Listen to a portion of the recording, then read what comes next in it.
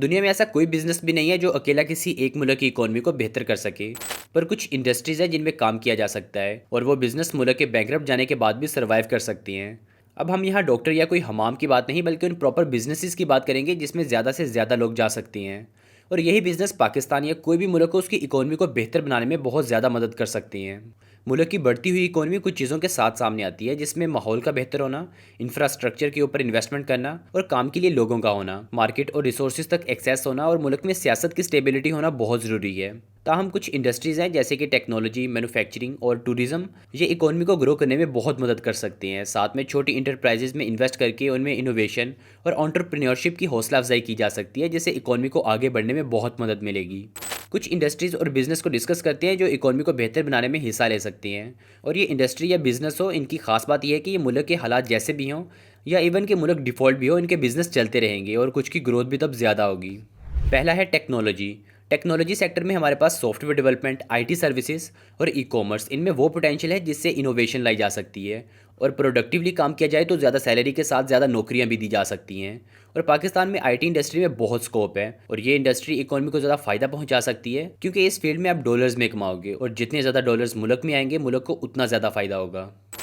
Manufacturing sector में बहुत बड़े लेवल पर नौकरियां दी जा सकती हैं, क्योंकि टेक्सटाइल में कॉटन यानी रुई की पैदावार में पाकिस्तान टॉप कंट्रीज़ में आता है और टेक्सटाइल इंडस्ट्री का पाकिस्तान की इकोनॉमी में बहुत बड़ा हिस्सा है, क्योंकि एक रिपोर्ट के मुताबिक 60% से ज़्यादा एक्सपोर्ट इस सेक्टर में होती है और इसमें मजीद ग्रो करने का भी बहुत ज़्यादा स्कोप है। इसके साथ मैन्युफैक्चरिंग में लेदर इंडस्ट्री है जिसमें जूते, जैकेट्स, कपड़े एक्सपोर्ट किए जा सकते हैं। और पाकिस्तान एक ज़रई ज़मीन है जिसमें अगर बलूचिस्तान की ज़मीन को इस्तेमाल में लाया जाए तो खाने पीने की अशिया को भी एक्सपोर्ट कर सकती हैं और इस अकेली डिमांड से भी इकोनॉमी बेहतर की जा सकती है, क्योंकि खाना ऐसी चीज़ है जिसकी डिमांड चलती दुनिया में कभी ख़त्म नहीं होने वाली।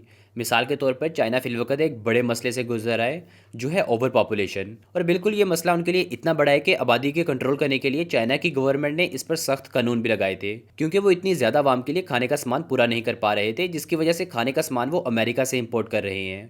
अगर पाकिस्तान चाइना की इतनी बड़ी मार्केट का मसला हल कर दे, जिसका पाकिस्तान को भी फ़ायदा होगा और चाइना को भी, क्योंकि हमारे मुल्क से फिर डायरेक्ट सप्लाई उनके मुल्क में जाएगी, जिसकी बात हमने लास्ट वीडियो में भी की थी। अगली इंडस्ट्री ऐसी है जो बहुत से मुल्कों की इकोनॉमी में बहुत ज़्यादा कंट्रीब्यूट करती है और इवन कि अगर कोई मुल्क डिफ़ॉल्ट भी कर जाता है तो ये बिज़नेस बहुत तेज़ी से ग्रो होने लगता है, और ये है टूरिज़्म। टूरिज़्म ऐसी इंडस्ट्री है जिसमें फ़ॉरेन करेंसी खुद हमारे मुल्क में आती है और इससे ट्रांसपोर्ट, रिहाइश और लोकल बिजनेसेस को बहुत ज़्यादा फ़ायदा होता है। और इवन कि अगर कोई मुल्क डिफ़ॉल्ट भी हो जाता है तो वो जगह फॉरेनर्स को ज़्यादा अट्रैक्ट करती है, ज़्यादा फॉरेनर्स आएंगे यानी ज़्यादा कमाई होगी। अब पाकिस्तान ऐसा मुल्क है जिसमें 4 मौसम के साथ पहाड़, जंगल, रेगिस्तान, दरिया, ऐसा बहुत खूबसूरत लैंडस्केप है, लेकिन अनफॉर्चुनेटली दुनिया के सामने पाकिस्तान की इमेज बहुत ख़राब दिखाई गई है, जिस वजह से हम फॉरेनर्स को अट्रैक्ट नहीं कर पाते। अगर हमारा मीडिया झूठ और अपने प्रोपागेंडस को दिखाने के साथ इस चीज़ पर सनसनी नज़र डाले तो भी कुछ बेहतरी आ सकती है। अभी बात करते हैं कुछ डोमेस्टिक बिजनेस की जो हमारी इकोनॉमी को बेहतर कर सकती हैं। बेसिकली बिजनेस कोई भी हो उसमें अच्छा बुरा वक्त चलता रहता है, लेकिन मैं आपको कुछ बिजनेसेस की मिसाल दूंगा जो पाकिस्तान में अच्छा रिस्पॉन्स दे सकते हैं और ये इकोनॉमी के लिए भी काफ़ी बेहतर हैं।